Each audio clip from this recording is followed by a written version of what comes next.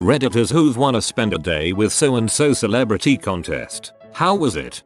Didn't win a competition, but I was the only person to turn up to a book signing by my favorite author, Brian Jacques. His books were only starting to be published here, but I had been reading them for years in England. The school that was supposed to attend had to cancel, so I had a whole afternoon talking about all the things that inspired Redwall. I was only 14 at the time, but it really made a huge impact on me. I had drawn him a picture of 2 of my favorite characters and he was genuinely thrilled with it.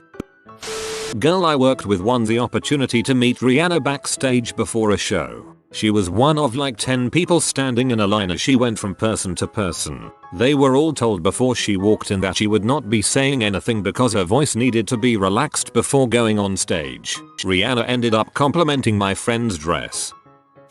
I met Chuck Norris in 7th grade. He told me he likes my attitude.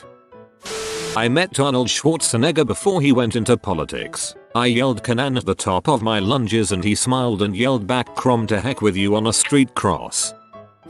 I won a radio concert to have a semi-private concert with Jason Mraz. I got to request a song for him to play. He was 15 feet away from me sitting on a stool with his guitar. I'm pretty sure I requested "Sleep All Day" or "Too Much Food." Afterwards, if you were a contest winner, you got to meet him, get an autograph and take a picture with him. His song "The Remedy" was written about a friend who was fighting cancer. I asked him how his friend was doing. His face lit up and said he was doing really well and was traveling with them on tour. I also gave him 2 sunflowers because in the Remedy video he puts a sunflower in a soldier's gun. I did this basically in hopes that when I told the story 13 years later, he would remember me and think I was awesome.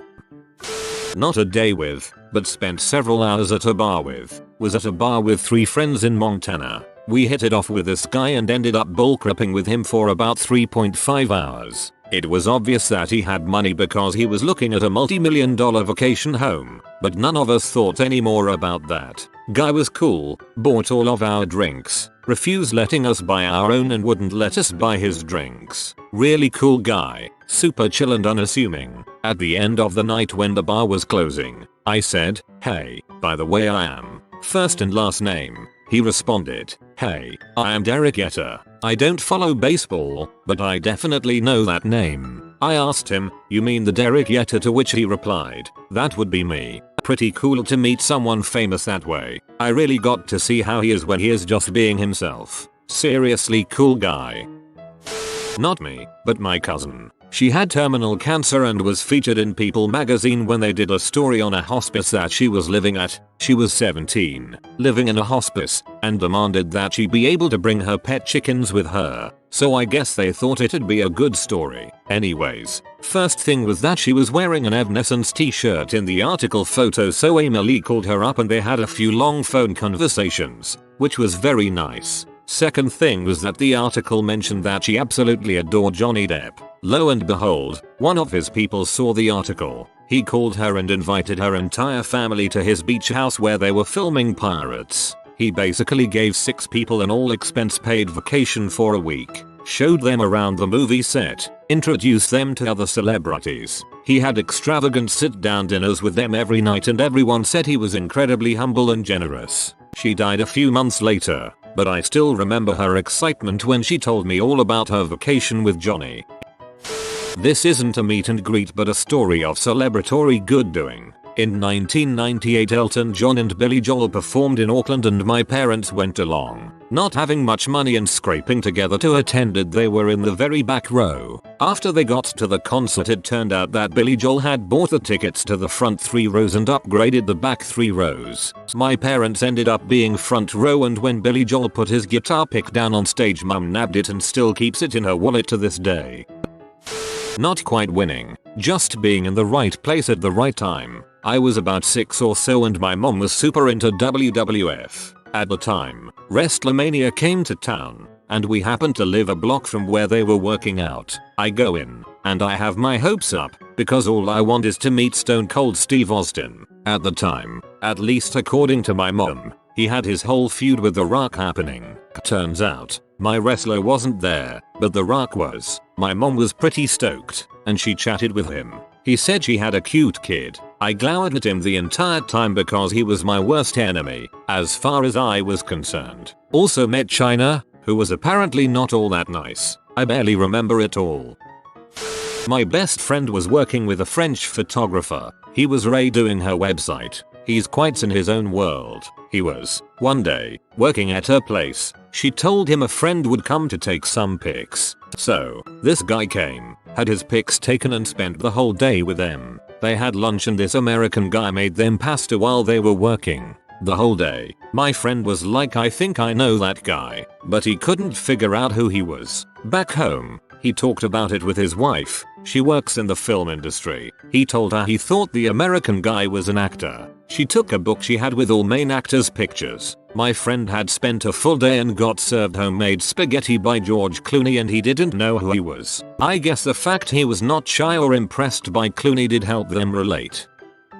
Ran into John Malkovich at a dive bar in New Orleans called Johnny White's. I realized who he was and the bar was pretty empty, so while I was ordering my drink I looked over at him and asked, has anyone ever told you that you have a startling resemblance to John Malkovich? He slyly smiled and told me that he gets that all the time. I laughed and walked out with my drink in hand.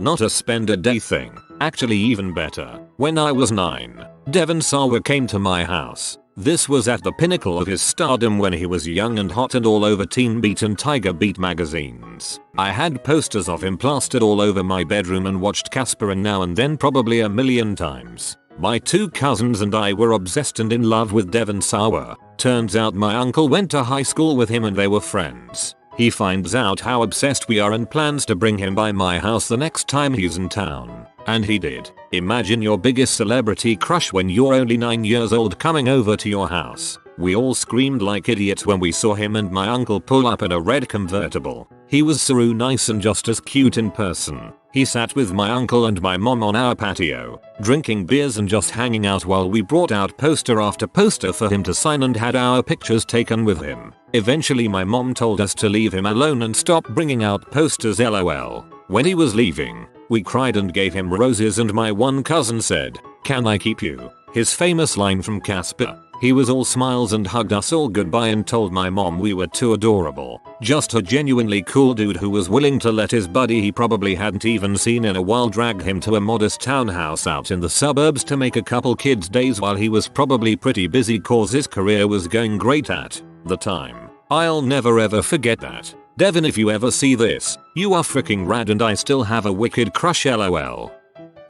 My dad sat next to Ray Lewis at one of our school concerts. My dad is 6 feet 5 inches and noticed the guy was tall, but didn't realize it was Ray Lewis. So he made some joke about the lack of leg room, but Ray Lewis did not respond.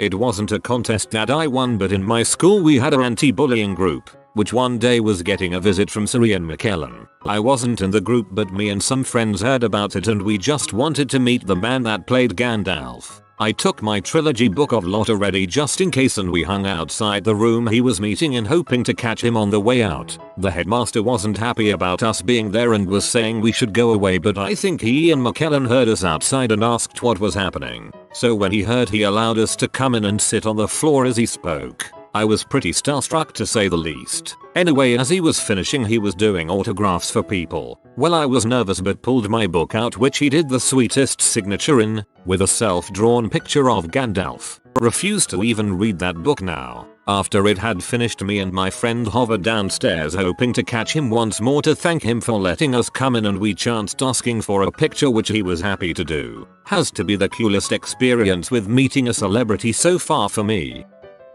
I ended up vacationing at the same resort as Michael Jordan in 2004, in the Turks and Caicos, and he was doing 1v1s against the dads and his kids were 2v2 on the other courts. Super fun dude to hang around. His kids were a blast and we spent many hours in the arcades and on the basketball courts together.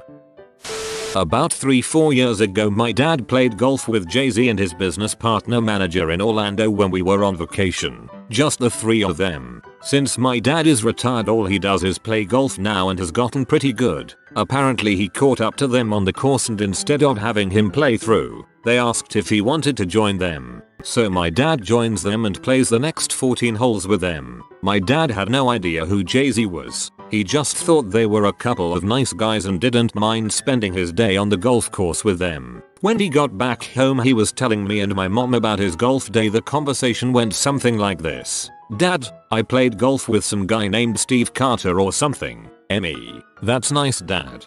Dad, wait, number. Sean Carter. He said he was a rapper or something. Me. Wait, what? Googles a picture of Jay-Z and shows my dad. This guy? Dad, yeah, that's him. Me. Jaw hits the floor as dad goes to the refrigerator to make a sandwich. Terry Bradshaw held me when I was 2 weeks old and commented on us having the same amount of hair. He then told my parents this boy's gonna do big things. Mr. Bradshaw was wrong. It wasn't a contest, but interesting anyway. In the early 80s, my mother was an editor at a pretty prestigious newspaper. One of her co-workers said that his cousin was in town and was stopping by. My mom and her co-worker's cousin ended up going out for a casual lunch, not a date. Apparently this co-worker's cousin was Carl Sagan himself. My mother had no idea who this guy was or how important he was. She ate lunch with a guy and never once brought up the universe or any of the usual topics that one would discuss with Carl Sagan. My co-worker later told my mom how impressed and relieved his cousin was that he was able to have a normal lunch without discussing the same old stuff.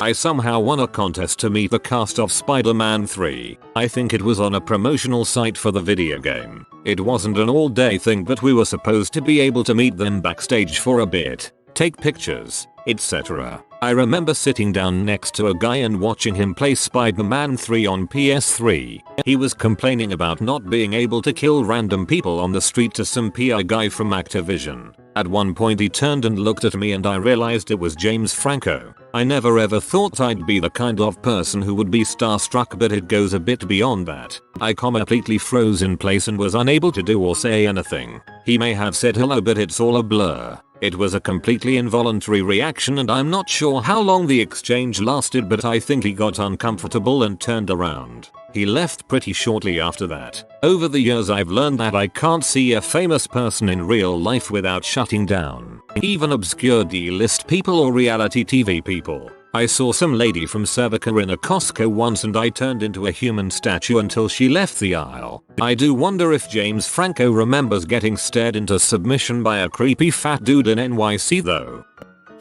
Not a whole day, but when I was 15 I got an invitation to spend an hour with my favorite band before a show. I started a small fan site for the band, and the night before the concert I got an email telling me to turn up and X time and place and bring some sort of it. I was babysitting that night and happened to check my email there and almost woke the kid up screaming with excitement. I went the next day and a group of around 6 of us got led to a back room in the venue and soon the band walked in. We got to spend an hour just hanging around talking. They signed a bunch of stuff for us and we all got a photo with them. Afterwards they let us into the main concert area before they opened the door, so we all got to stand right at the front on the barrier. During the show the singer was singing while looking right at me and kept leaning over to grab my hand, passed me his used guitar picks and did pretty much everything he could to make that night super special for me. Every girl in that place wanted to kill me that night as most had a crush on him. My mother also loved the band, so she was at the concert with me and also came backstage.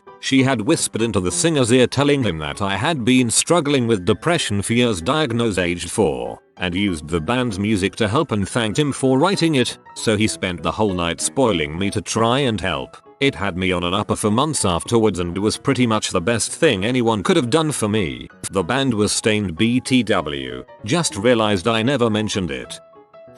I'm 36 now, but in my childhood I had a friend that was born with just one functional lung. He wasn't expected to live to 16, so Make-A-Wish did their thing and he got to spend a day with Bo Jackson. This is at the height of the whole Bo Knows era, so it was pretty cool. He got to tour the Royals locker room, hit balls at batting practice, pretty much everything a kid then could dream of. As time went by, Bo continuously called my friend. Dane was his name, and they spent many more days together. Bo genuinely cared about him and became a family friend. A few years ago Dane died in a freak boating accident at the age of 34. He had received a lung transplant by his 20s and was living as any other healthy person. He had a wife and 2 kids. I have to believe that Bo Jackson's friendship and sincere concern kept my friend alive long enough to get the transplant and live his life as long and full as he could.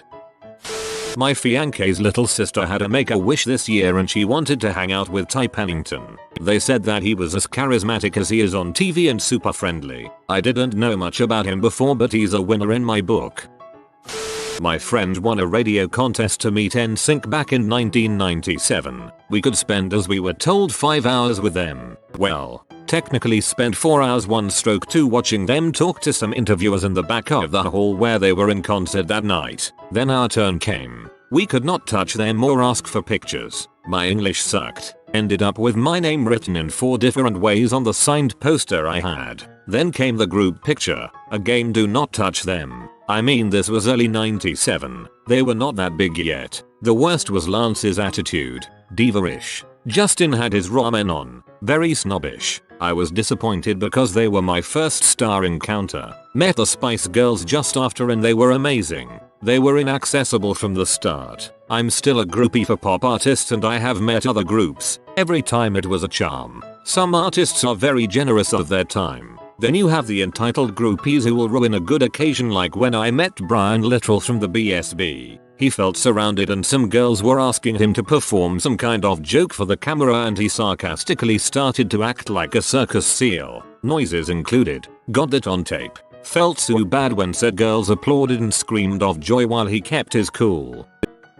Another didn't win a contest, but my brother went to school with Donald Faison's son. They were doing their confirmation, I think, and at one point all of the sponsors had to go on this retreat together. I'm a huge Scrubs fan, but I'm trying my best not to fanboy. Turns out Donald is super chill. He's really into photography and I had brought my camera cause the place we were at was in upstate NY, aka nature that my NYC self wasn't used to. He ends up talking to me about it and we legit talked about photography and our opinions on print versus digital for about 2 hours.